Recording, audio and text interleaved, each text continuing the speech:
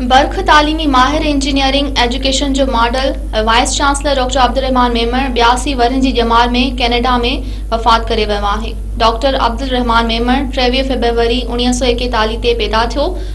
हू बुनियादी तौर ते इलेक्ट्रिकल ऐं इलेक्ट्रॉनिक्स जो इंजीनियर हो। Doctor Abdul Rahman Memon Mehran university of engineering and technology जो वाइस चांसलर ऐं कायदे अवाम इंजीनियरिंग यूनिवर्सिटी नवाबशाह जो बानी वाइस चांसलर रहियो। इन खां अलावा हू कराची जे मुख़्तलिफ़ ख़ांगी यूनिवर्सिटियुनि जो पिणु वाइस चांसलर रहियो। डॉक्टर अब्दुल रहमान मेमण खे सिंध जा माण्हू इन करे बि इज़त जी निगाह सां ॾिसंदा रहिया आहिनि छाकाणि त हिन मेहरान यूनिवर्सिटी खे हिकु अहिड़े वक़्त ते पंहिंजे क़ाइदाना सलाहियतुनि सां बहिरान मां कढी मुल्क जे हिकु आला यूनिवर्सिटी बणायो जॾहिं मेहरान यूनिवर्सिटी मुख़्तलिफ़ बहिराननि जे करे तालीमी मयार विञाए चुकी हुई। डॉक्टर अब्दुल रहमान मेमण मेहरान यूनिवर्सिटी खे अकेडमिक एक्सीलेंस ॾियारियो ऐं यूनिवर्सिटी में हिन वक़्त बि अमल हेठि ईंदड़ academic calendar doctor Abdul Rahman Memon तयारु करायो हो।